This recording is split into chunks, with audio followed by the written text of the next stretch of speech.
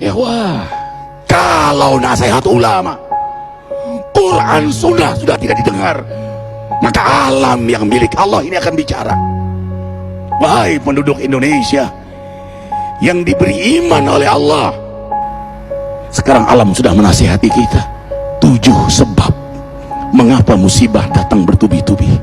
Yang pertama, karena banyaknya maksiat. Surah Yasin ayat 19 yang kita baca setiap hari.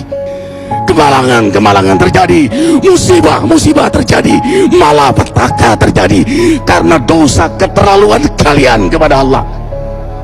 Yang kedua, karena banyaknya orang berbuat zalim. Dengarkan surah Qasas ayat 59. Kami tidak akan menghancurkan satu daerah kecuali para penduduknya banyak berbuat zalim.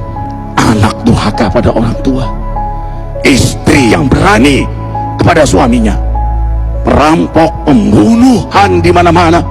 Ini mengundang bala bencana. Yang ketiga, mengundang bala bencana karena kelakuan tangan-tangan manusia. Rum 41. Telah tampak kerusakan di daratan dan lautan karena tangan-tangan jahil manusia, agar mereka merasakan akibat perbuatan mereka. Sebagian mereka merasakan akibat perbuatan mereka, agar mereka kembali kepada Allah. Yang keempat, bencana terjadi karena para tokoh melakukan kemaksiatan dan kezaliman.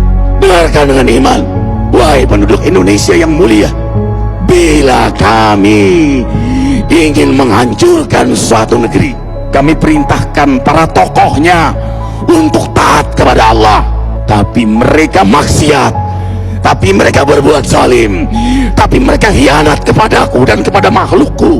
Bahaqqa alaihil qaul, maka haklah untuk mereka datang bala bencana seperti kaum Ad, kaum Samud, kaum Lut, kaum Nuh. Kami hancurkan sehancur-hancurnya. Siapa tokoh itu? Para pemimpin kita yang sumpah Al-Quran di kepalanya, demi Allah tidak korupsi.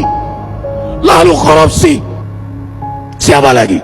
Hartawan, orang-orang kaya yang dengan harta berpoya-poya, sombong, maksiat dengan kekayaannya di tengah orang yang banyak menderita. Siapa lagi? Ulama yang menjual ayat-ayat Allah dengan murah.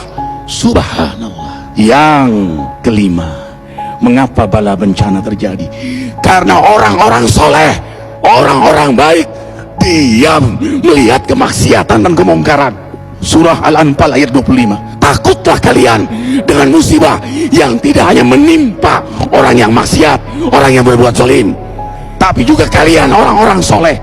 Maka masa bodoh dengan kemaksiatan bukanlah sikap seorang mukmin.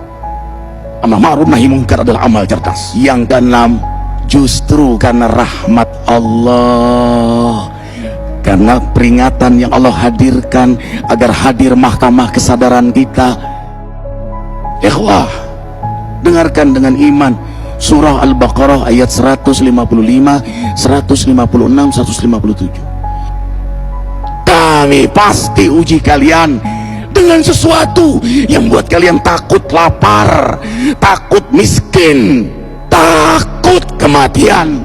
Tapi kabarkan berita gembira bagi hamba Allah yang sabar dari semua ujiannya, yang mereka berkata, sesungguhnya kami milik Allah dan sesungguhnya kami akan kembali kepada Allah. Yang terakhir, yang ketujuh, ada yang nanya, bagaimana yang maksiat yang selamat? Tenang-tenang saja. Yang berbuat zalim malah sukses. Di mana keadilannya? Allah Maha Adil. Dengarkan surah Hud ayat 15-16. Barang siapa mencari kesenangan dunia lalu dia menghalalkan semua cara, apa kata Allah? Kami beri, tapi di akhirat tidak mendapatkan secuil pun kenikmatan, malah nikmat di dunianya menjadi bahan bakar azab untuk dirinya. Itulah istidrat. Lalu apa sikap kita sekarang? Orang beriman menjadikan peristiwa apapun sebagai jalan untuk mendekatkan dirinya kepada Allah.